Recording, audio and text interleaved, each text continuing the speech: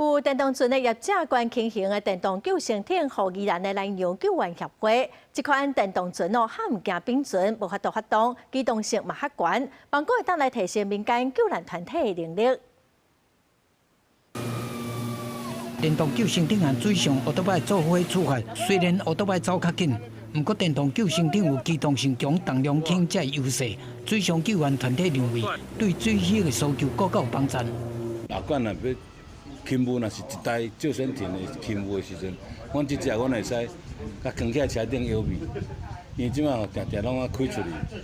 差不多3抓要歹1抓。宜兰南洋救援协会主要是从事水域的救援工作，已经成立30档。不过部分救生船伤旧，要出群拢要准备备用船，却是传统的水上奥多摆甲手轮艇拢真重，干系当用车移耍。有业者开发轻型的电动救生艇善后协会，要增加救援能力。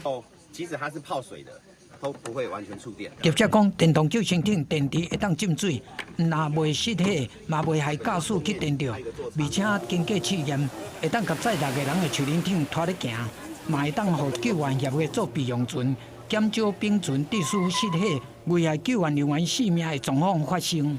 事实上，从橡皮艇从运过来再到海，事实上是很需要花时间的，或者到河。但是这个呢 ，SUV 就可以放得进去，然后就可以2个人这样抬了就走，然后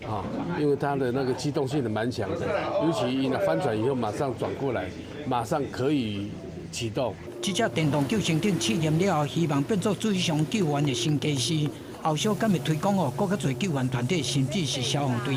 协助介绍观赏的民代表示讲，爱看试验的情形，业者敢会当量产无？后续会阁继续协助推广。记者综合报道。